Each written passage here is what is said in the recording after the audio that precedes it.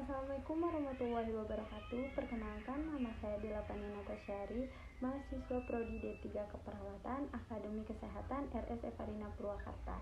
Saya dari kelas 1A dengan NIM 2200001006. Saya di sini akan mempresentasikan tentang oksigenasi. Yang saya akan bahas adalah alat bantuan oksigenasi dan terapi oksigenasi. Selamat menyaksikan. Di sini saya akan menjelaskan mengenai oksigenasi, terutama pada alat bantu oksigen dan terapi oksigen, sebagai pemenuhan syarat penugasan ilmu biomedik dasar, oleh dosen pengampu Bapak NS Hendar Sutisna MKep.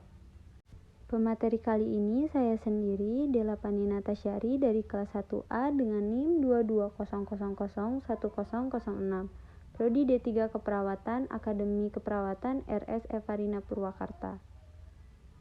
Meskipun masa pandemi sudah tidak separah dulu, tetapi hingga saat ini alat tambahan oksigen masih sangat dibutuhkan karena hipoksemia masih sering terjadi. Apa sih itu oksigen dan hipoksemia akan dijelaskan setelah ini. Definisi oksigen itu sendiri merupakan gas yang sangat vital dalam kelangsungan hidup sel dan jaringan tubuh karena oksigen diperlukan untuk proses metabolisme tubuh secara terus-menerus. Oksigen diperoleh dari atmosfer melalui proses bernapas.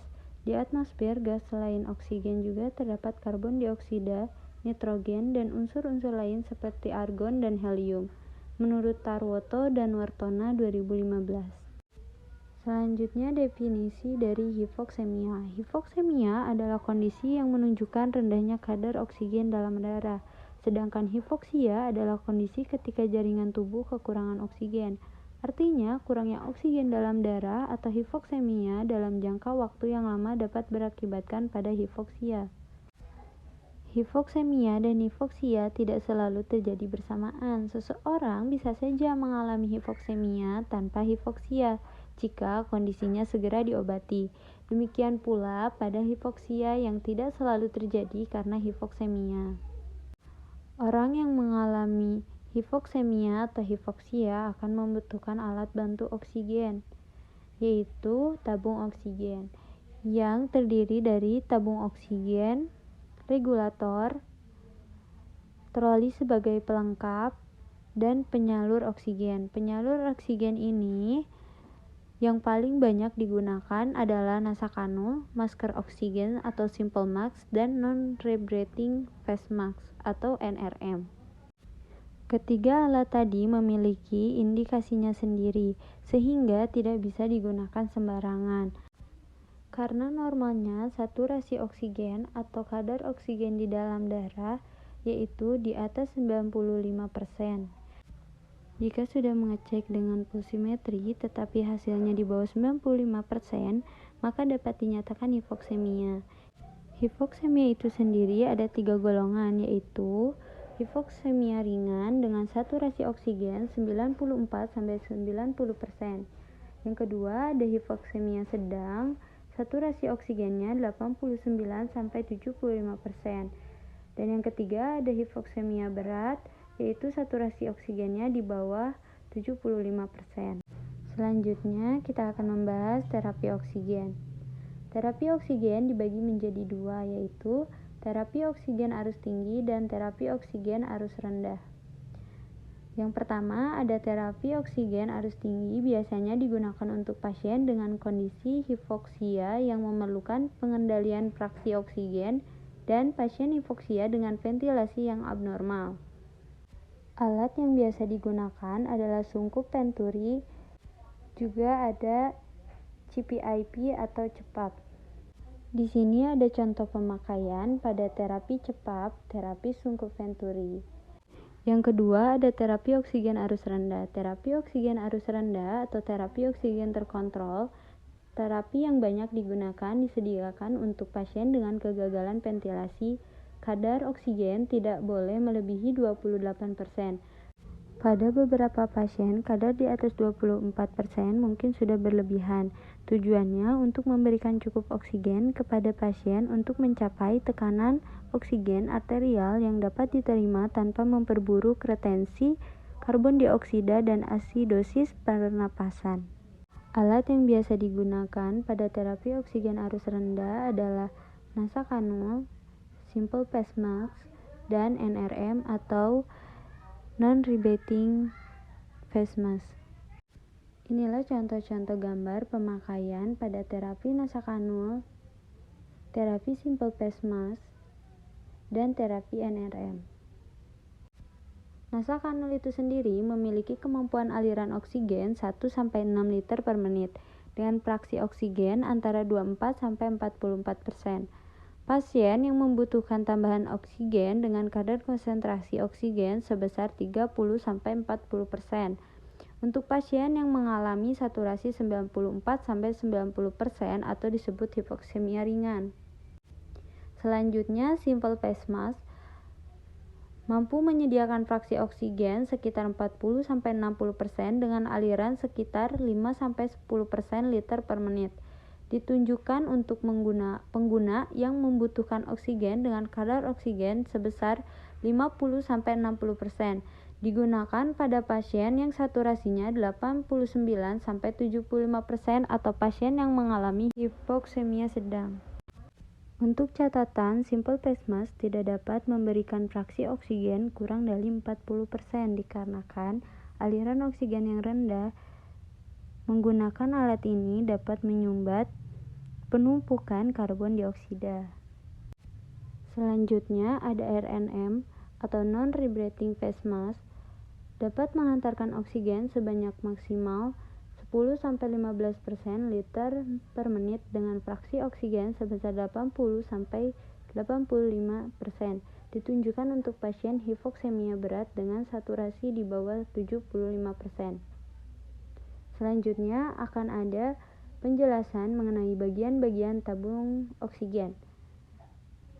Simak videonya ya teman-teman. Pengenalan alat oksigenasi ini adalah tabung oksigen, kalau yang ini adalah regulator. Selanjutnya yang hitam disebut valet, lalu ini disebut manometer, dan yang ini disebut flow meter. Kalau yang ini adalah humidifier. Untuk tabung oksigen ini sendiri berisikan oksigen. Ini adalah valet atau putaran yang mengatur masuknya oksigen ke dalam regulator. Selanjutnya ada manometer. Ini untuk penunjuk tekanan udara.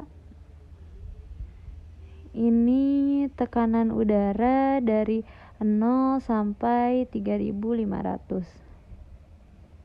Selanjutnya ada flow meter, menunjukkan berapa liter per menit udara yang diberikan kepada pasien. Ini ada angka-angkanya dari 1, 2, 3, 4, 5, sampai 15. Yang terakhir ada humidifier. Jangan lupa humidifier ini harus diisi dengan air agar kelembapan udara tidak terlampau kering. Ini bisa menyebabkan iritasi apabila tidak terdapat air pada humidifier. Selanjutnya cara memasang regulator yang benar. Kali ini kita akan mempraktekkan pemasangan regulator yang benar. Untuk pemasangan yang pertama, kita masukkan di sini, kita putar dulu menggunakan tangan sampai murnya ini masuk. Kemudian kalau sudah erat seperti ini, kita cukup membutuhkan satu alat, yaitu kunci Inggris. Seperti ini kita putar sampai erat. Ini sudah erat. Kalau teman-teman mau lebih kokoh, bisa menambahkan solasi seperti ini. Tinggal kita pasangkan isinya. Nah, sebelum kita pasang, harus mengisi cairannya terlebih dahulu dengan menggunakan aquades atau air matang yang bersih. Di sini saya menggunakan air yang bersih. Sebatas ini level water ya terlihat di tabung ini. Baru pasang di sini. Setelah cara memasang, selanjutnya ada cara membuka regulator. Cara mengeluarkan oksigennya. Nah, kita putar pada bagian tabungnya di sini Di sini ada tulisan open, nah kita putar sesuai anak panahnya. Namun sebelum ini dibuka, kita pastikan dahulu pada bagian regulatornya ini tertutup. Kita cukup putar pada bagian ini ke arah kanan, searah jarum jam. Sesudah mentok ke kanan seperti ini, berarti regulatornya sudah terkunci. Kita buka yang pertama, kita pastikan dulu manometernya. Kalau tabung ini full, ini menunjukkan jarum pada posisi di warna hijau. Ini tadi kita sudah buka, kemudian kita atur bolanya ini atau kekuatan udara yang keluar lewat sini. Selanjutnya cara menutup dan melepas regulator oksigen. Cara mengeluarkan oksigennya. Nah, kita putar pada bagian tabungnya di sini. Di sini ada tulisan open. Nah, kita putar sesuai anak panahnya. Namun, sebelum ini dibuka, kita pastikan dahulu pada bagian regulatornya ini tertutup. Kita cukup putar pada bagian ini ke arah kanan, searah jarum jam. Sesudah mentok ke kanan seperti ini, berarti regulatornya sudah terkunci. Kita buka yang pertama, kita pastikan dahulu kalau tabung ini full, manometernya ini menunjukkan jarum pada posisi di warna hijau.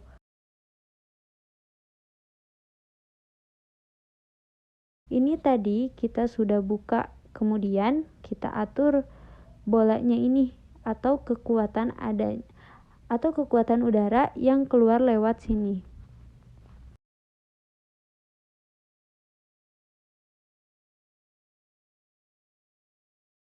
Sekian dari saya, maaf bila ada kesalahan baik dalam perkataan maupun penjelasan saya. Terima kasih.